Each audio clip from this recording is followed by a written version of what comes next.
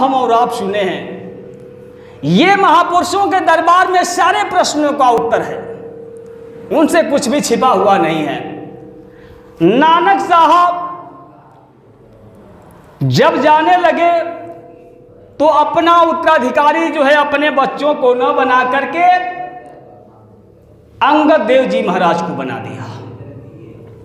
अंगद देव जी महाराज जब जाने लगे तो उन्होंने भी अपने 2 लड़कों को उत्तराधिकारी न बना करके अमरदास जी महाराज को बना दिया। अब अंगद देव जी महाराज के लड़के अमरदास जी महाराज के साथ बहुत यातनाएं लोगों ने किया। अब अमरदास जी महाराज जब जाने लगे, देखा अमरदास जी महाराज के पैरों में कोढ़ हो गया था। जब अंगद देव जी महाराज उत्तराधिकारी बना रहे थे, अमरदास जी महाराज को मंच पे बिठा करके अपने सर को जब उनके कदमों में झुकाया, कहा हुजूर अब से जीवों की संभाल जो है यही करेंगे।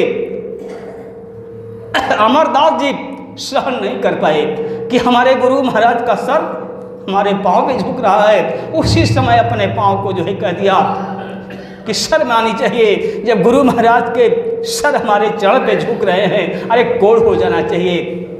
तब तक जो है गुरु महाराज डांट पड़े, ये तूने क्या कर दिया, ये हमारी मौज थी ना। आखिरकार अपना श्राप उनको स्वयं लग गया और उनके पांव में कोढ़ फूट गया। अब अमरदास जी महाराज जब जाने लगे तो अपना उत्तराधिकारी जो है अपने दामाद को बनाया, रामदास जी महाराज को। रामदास जी महाराज जब जाने लगे तो अपना उत्तराधिकारी जो है अपने बेटे गुरु अर्जुन देव जी महाराज को बनाया। चूंकि गुरुओं की वंशावली जहां चलती है वहां जो है बड़ा कुर्बानी त्याग की जरूरत होती है। अब गुरु अर्जुन देव जी महाराज जब जाने लगे तो अपना उत्तराधिकारी जो है हरगोविंद सिंह जी महाराज को, अपने बेटे हरगोविंद सिंह जी महाराज को बना दिया। हरगोविंद सिंह जी महाराज के 5 बेटे थे। सबसे बड़े बेटे का नाम था गुरु दित्ता सिंह जी, सबसे छोटे बेटे का नाम था गुरु तेग बहादुर सिंह जी। अब हरगोविंद सिंह जी महाराज जो है अपना उत्तराधिकारी अपने बेटों को न बना करके अपने बड़े बेटे के बेटे को आने गुरु दित्ता सिंह जी के बेटे हरिराय सिंह जी को बना दिया। हरिराय सिंह जी महाराज के जब जाने का समय हो गया तो उन्होंने अपना उत्तराधिकारी अपने बड़े बेटे राम राय को न बना करके अपने छोटे बेटे हरकिशन सिंह जी को बना दिया। हरकिशन सिंह जी महाराज की उम्र बड़ी कम थी, तभी उनके माताजी का देहांत हो चुका था और पिताजी भी जब जाने की मौज फरमा दिया तो मात्र 5 वर्ष की अवस्था में ही हरकिशन सिंह जी महाराज को हरिराय जी महाराज उत्तराधिकारी बना दिए और इस दुनिया को छोड़ करके चले गए। अब हरकिशन सिंह जी महाराज अनाथ हो गए, घर में कोई नहीं है, एक बहन है। वही बहन जो है अपने छोटे भाई की देख रेख सेवा सत्कार करती थी। उसमें भी हरकिशन सिंह जी महाराज की तबीयत अक्सर खराब रहा करती थी, हालत सीरियस होती चली जाती रही। धीरे धीरे समय आगे बढ़ा।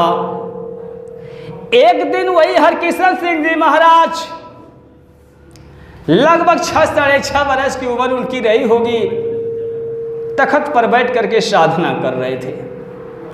साधना में तल्लीन थे। तखत का पाया टूटा हुआ था। बहन पास में बैठ करके देख रही है, भैया जो है भजन पे बैठे हुए हैं।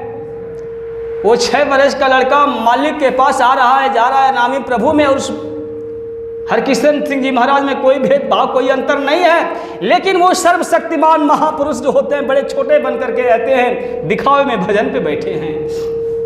इसीलिए गुरु महाराज ने कहा कि तुम्हारे कर्मों को मैं भी काट देता हूँ। ये भी हमको आपको भजन पे बिठा करके भजन करते थे, हमारे आपके कर्मों को काटने के लिए भजन करते हैं। उसी तरह से हरकिशन सिंह जी महाराज भजन कर रहे थे।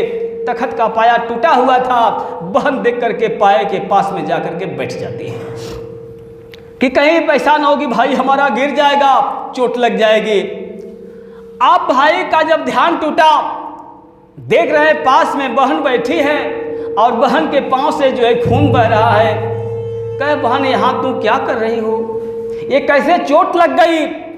करे भैया जब तू भजन कर रहा था मैं सोचा कि तू गिर जाएगा, चोट लग जाएगी, इसलिए मैं पाए के पास में बैठ गई और इसमें कील निकली हुई थी और यही हमारे पाँव में चुभ गई। मौज में आ जाते हैं हरकिशन सिंह जी महाराज। महापुरुष जो होते हैं इंतजार करते हैं हमारा, और आपका गुरु महाराज कहते हैं देर हमारे में नहीं है, देर तुम्हारे में है। वो तो बड़ी बेसब्री से तुम्हारा इंतजार कर रहा है। देखें हरकिशन सिंह जी महाराज मौज में आ गए, प्रसन्न हो गए और प्रसन्न होकर के आवाज लगा दिए, बहन हमारे लिए तो इतनी तकलीफ उठाई, इस पाए के पास में बैठी हो, कील चुभ गई, आज तुमको जो मांगना है मांग ले, तेरा भाई दे देगा। बहन जल्दीबाजी कर जाती है। कई भैया अगर देना चाहते हो, बहन समझती थी कि हमारा भाई बीमार रहता है, कब दुनिया को जाने की मौज फरमा देगा, कोई भरोसा नहीं है। कई भैया ये गुरु गद्दी जो है ना हमारे खानदान में ही रह जाए, यही हमको बस दे देना। आप हरकिशन सिंह जी महाराज कहे अरे बहन ये क्या मांग लिया तूने? अरे मालिक से मालिक को मांगना चाहिए। जैसे हम और आप विचार नहीं कर पाते हैं, स्वामी जी महाराज के सामने जाकर के दया की भीख मांगते हैं, स्वामी जी महाराज हमारे ऊपर दया कर दीजिए। अरे जो स्वामी जी महाराज से दया मांगने की क्या जरूरत है? जब माँ जितना अपना बच्चा से प्यार करती है, हजारों गुना अधिक गुरु अपने भक्त से प्यार करते हैं। बच्चा जो है रो करके अपने माँ से सारी ख्वाहिशें पूरी करा लेता है, तो हजारों गुना अधिक प्यार करते हैं, तो क्या हम रो करके अपने गुरु महाराज से अपनी ख्वाहिशें पूरी नहीं करा लेंगे? अरे हमारे अंदर इच्छा उठेगी, गुरु महाराज पूरा कर देंगे। मांगने की जरूरत नहीं है। अगर कोई जरूरत है तो गुरु के सामने सिर्फ रोने की जरूरत है, रोने के सिवा कुछ मांगने की चीज नहीं होती है। क्योंकि अनंत युगों से हम और आप गुनहगार हैं, हमारा रोम रोम गुनहगार है, सारे लोग गुनहगार हैं। गुरु के सामने गुनाहों की माफी मांगने के सिवा कुछ मांगने की जरूरत नहीं। आखिरकार वो मांग लेती हैं। कहा हरकिशन सिंह जी महाराज ने मालिक से मालिक को मांगना चाहिए, तूने क्या मांग लिया? कबीर साहब ने भी फरमाया था, दुनिया ऐसी बावरी भक्ति भाव नहीं बूझे जी, कोई आवे बेटा मांगे यही गोसाई दीजे जी। कहें कबीर सुनो भाई साधो अंधों को क्या कीजिए जी। अरे इनको क्या समझाया जाए? इनको तो चाहिए कि मालिक से मालिक को मांगे। गुरु महाराज जब स्वयं वह नामी महाप्रभु हमको और आपको मिले हुए हैं, क्या कभी आपने विचार किया अगर कोई बादशाह हो, कोई राजा हो, पूरे राज्य पे उसकी हुकूमत चलती हो और उसका राजा का लड़का जो है घूम घूम करके उसी दरबार में भिक्षा मांगता हो, क्या उस राजकुमार को आप पागल नहीं कहेंगे कि जिसके पिता राजा हैं, सारी संपत्ति के राज्य के मालिक ये हैं और ये घूम करके लोगों में भीख मांग रहा है? उससे बड़ा पागल कौन हो सकता है? अनामी महाप्रभु हमारे और आपके बीच में आए हुए हैं, इसके बाद भी घूम करके दर दर की ठोकरें खा रहे हैं, कभी यहाँ भटक रहे हैं, कभी वहाँ भटक रहे हैं। इसीलिए महापुरुषों ने समझाया गया है, मुसाफिर भटकता है क्यों दर बदर, दोनों आलम का रहबर मदीने में है, ना वो काबा में है ना वो काशी में है, खोल कर बंदे देख तेरे सीने में। लेकिन हम और आप धोखा खाते हैं, कह रहे हैं कि मालिक से मालिक को मांगना चाहिए। तूने ये क्या मांग लिया? कहीं मैं ठीक मांग रही हूँ, हमको यही चाहिए। कहे कि अच्छा चलो ठीक है, लेकिन ये गुरु गद्दी हमारे घराने में तो रह जाएगी, लेकिन जहाँ गुरुओं की वंशावली चलती है अपने खानदानों की, वहाँ कुर्बानी की जरूरत होती है, कुर्बानी देनी होगी। कहे ठीक है। समय आगे बढ़ा, धीरे धीरे हरकिशन सिंह जी महाराज की उम्र जो है 7.5 वर्ष की हो गई। अब जाने की मौज फरमा डाला, संगत को बुला करके कहा कि अब हमारे जाने का समय पूरा हो गया। सब लोग कहने लगे हुजूर हम लोगों को छोड़ करके कहाँ जाएंगे? कहे कि अब मुझसे जब मिलने की इच्छा हो तो इस घाट पे आ जाना, अब हमारा समय पूरा हो गया। लोगों ने पूछा आपका उत्तराधिकारी कौन होगा?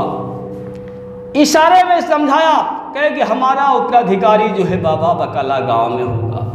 संत महापुरुष इशारे में भी समझाते हैं। गुरु महाराज ने कहा सैन बैंक समझे नहीं ताशा कुछ नहीं कहन। संत महापुरुष चुप होकर के भी समझा लेते हैं, उनके इशारे को समझना चाहिए। इशारे में समझा दिया कि हमारा उत्तराधिकारी जो है बाबा बकाला गांव में होगा। चल दिए, इस दुनिया को छोड़ करके, इस मानव शरीर को छोड़ करके चल दिए। समय जब आगे बढ़ा, अब उस जमाने में जो है चारों तरफ शोर मचा कि वर्तमान का संत सदगुरु कौन है। इधर चारों तरफ तहलका मचा हुआ है और उधर देखें हिंदुस्तान का एक आदमी जो है फ्रांस में जा करके सामान ले जा करके बेचता था, फ्रांस से सामान ला करके हिंदुस्तान में बेचता था, समुद्र से होते हुए जहाज के माध्यम से आता जाता रहा, अपना धंधा करता रहा। एक बार फ्रांस से लेकर के सामान आ रहा था, समुद्र से होते हुए जहाज में बैठ करके ज्वार भाटा उठा, जहाज डूबने लगी, लेकिन वो कहीं सुना था कि वर्तमान के जो संत सदगुरु होते हैं साक्षात प्रभु होते हैं। आवाज लगा दिया, उस अंधकार में ही आवाज लगा दिया कि जो वर्तमान का संत सदगुरु है हमारी जहाज को किनारे लगा दे, मैं 500 मोहरे भेंट चढ़ाऊंगा। क्या हमने और आपने विचार किया? स्वामी जी महाराज ने जब ऐलान कर दिया परीक्षा लेने के लिए, बच्चा जब तुम आग में जलने लगो, समुद्र में पानी में डूबने लगो, मकान में दब जाकर मरने लगो, उस समय सारे देवी देवताओं को पुकार लेना, जितने जिसकी पूजा पाठ करते हो सबको पुकार लेना। जब तुम्हारी कोई मदद करने के लिए नहीं आए तो जय गुरुदेव नाम बुला देना, पुकार लेना, उस समय मैं तुम्हारी आकर के मदद कर दूंगा। इसके बाद तुम भजन करने लगना। मामूली बात है कि सबको पुकार लेना, जब तुम्हारी कोई मदद ना करे उस समय नाम लोगे तो मैं आ जाऊंगा। परीक्षा लेना, इसके बाद भजन करना। क्या हमने और आपने बिना परीक्षा का जुड़े हुए हैं? अब देखें वो जब आवाज लगाया मक्खन शाह के वर्तमान का संत सदगुरु हमारी जहाज को किनारे लगा दे, मैं 500 मोहरे भेंट चढ़ाऊंगा। ज्वार भाटा शांत होता है, जहाज किनारे लगती है, सामान बेच करके चल दिया मोहरों को लेकर के चढ़ाने के लिए, वर्तमान संत सदगुरु की खोज करने के लिए। खोज करते करते जो है चारों तरफ अब जमघट लगने लगा कि वर्तमान संत सदगुरु है कौन। पहुंच गया मक्खन शाह जो है किशन सिंह जी के आश्रम में। वहां पता चला कि वो शरीर छोड़ चुके हैं, उनका उत्तराधिकारी कहाँ मिलेगा। लोगों ने कहा कि चले जाइए बाबा बकाला गांव में। वहां जब पहुंचते हैं मक्खन शाह तो हम 22 लोग दाढ़ी बाल बढ़ा करके संत सदगुरु का भेष बना करके लोगों को नामदान दे रहे थे, समझा रहे थे, सत्संग सुना रहे थे, चेता रहे थे। वहां जब पहुंचते हैं, जब देखा 22 लोगों को, सब लोगों ने देखा। अब मक्खन शाह ने सोचा कि अब क्या किया जाए। इसका नाजायज फायदा लेने के लिए आज भी लोग चल रहे हैं। हम और आप अंधकार में डूबते चले गए। जिस समय स्वामी जी महाराज ने कहा, जिस समय हमको और आपको स्वामी जी महाराज ने नाम दान दिया, जरा उस समय आप जरा ख्याल करें, क्या गुरु महाराज जिस समय नाम दान दिए होंगे उस समय अपना नकली भेष बना करके, नकली रूप बना करके हमको और आपको नामदान दिए होंगे? ओरिजिनल रूप रहा होगा, ओरिजिनल वेशभूषा रहा होगा। इस चीज को गुरु महाराज ने सबसे पहले प्रथम में पढ़ाया, गुरु का ध्यान कर प्यारे, बिना इसके नहीं छूटना। तो हमको और आपको जिस वक्त का नामदान मिला हुआ है उस रूप को याद करना चाहिए। आज वो रूप बदल देगा गुरु, विचार जरा आप करिए। आप देखें वो मक्खन साहब सोचा कि 5-5 मोहरे भेंट चढ़ाऊंगा, जो वर्तमान संत सदगुरु होगा हमारी चोरी को पकड़ लेगा। बारी बारी से मोहरों को चढ़ाने लगा, सब लोग आशीर्वाद देने लगे, प्रसन्न रहो, खुश रहो, आबाद रहो, मस्त रहो। अब उसने मक्खन शाह ने कहा कि इसमें जो है हमारे चोरी को कोई नहीं पकड़ पाया। इस गांव के अंदर कोई और महापुरुष रहता है? लोगों ने कहा इस गांव में और कोई नहीं है, यही 22 लोग हैं महात्मा, यही लोग हैं और कोई नहीं है। मक्खन शाह सांसारिक व्यक्ति था। हमको और आपको तो गुरु महाराज ने 60 वर्षों तक पढ़ाया ना, वो सांसारिक था। वो कहा ऐसा नहीं हो सकता है। जब हरकिशन सिंह जी महाराज पूरे संत सदगुरु थे, उन्होंने कहा कि बाबा बकाला गांव में हमारा उत्तराधिकारी होगा तो इसी गांव के अंतर्गत ही होगा, चाहे वो जहां होगा। महापुरुषों के वचन गलत नहीं हो सकते। कहा कि अच्छा जाइए इस एक बूढ़ी माँ के घर में एक व्यक्ति रहता है, उसके पास जाइए, वो साधना में लगा रहता है, पूजा पाठ करता, अंदर पता नहीं क्या करता है। उसके पास जब वो मक्खन साहब पहुंचता है, अंदर से दरवाज़ा खुला, अंदर से जब वह व्यक्ति बाहर आया, 5 मोहरे निकाला मक्खन साहब ने और चरणों पर रख करके प्रणाम किया। उसी समय वह व्यक्ति जो है आवाज़ लगा दिया, अरे मक्खन साहब, तूने वादा किया था, जब याद करो जब तुम्हारी जहाज उस समुद्र में डूब रही थी, तूने फरियाद किया था कि जो वर्तमान का संत सदगुरु है हमारी जहाज को किनारे लगा देगा तो मैं 500 मोहरे भेंट चढ़ाऊंगा, और आज तू चोरी कर रहा है, 5 मोहरे भेंट चढ़ा रहा है। तुमको विश्वास नहीं है, जब तुम्हारी जहाज डूब रही थी समुद्र में, मैंने अपने कंधे को लगा करके तुम्हारी जहाज को किनारे लगाया था, देख ले ये हमारे कंधों में कील चुभे हैं, ये कील के निशान जो है, ये जख्म जो है देख ले। तब उसने विश्वास किया और लोगों ने विश्वास किया, यही है संत सदगुरु। वही गुरु तेग बहादुर सिंह जी थे। आने हरकिशन सिंह जी महाराज अपने पिताजी के चाचा को उत्तराधिकारी बनाया था। हरगोविंद सिंह जी महाराज के छोटे बेटे थे। तो ये होता है महापुरुषों का खेल। हमको और आपको स्वामी जी महाराज ने सब कुछ समझा दिया, कुछ भी नहीं छोड़ा है।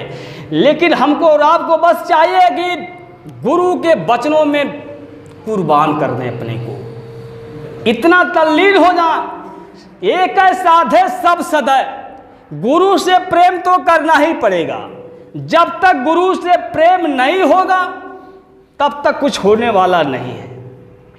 प्रेम तभी होगा जैसे इस दुनिया में प्रेम होता है, जैसे माँ बेटे को प्यार करती है, भाई बहन को प्यार करता है, एक दूसरे से संपर्क में आते हैं, बातचीत होती है, धीरे धीरे दर्श परस होता है तो प्रेम होता है।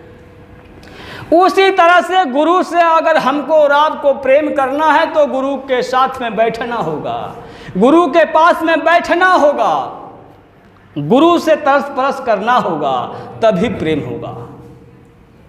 तो गुरु महाराज ने अपना परिचय दिया, इस घाट पे बच्चा पहुंचो, इस घाट पे मैं विराजमान हूं।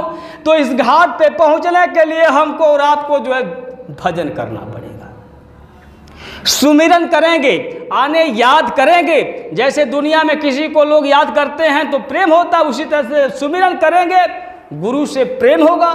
जब इस घाट पे पहुंचेंगे, गुरु के नज़दीक जब पहुंचेंगे तो दरस परस होगा, दरस परस होगा तो प्रेम होगा, जब प्रेम होगा तो विरह की आग लगेगी। विरह की आग लगाने का काम यही संत महापुरुष ही करते हैं। जब विरह की आग लगेगी तब वह अंबार जो है जल करके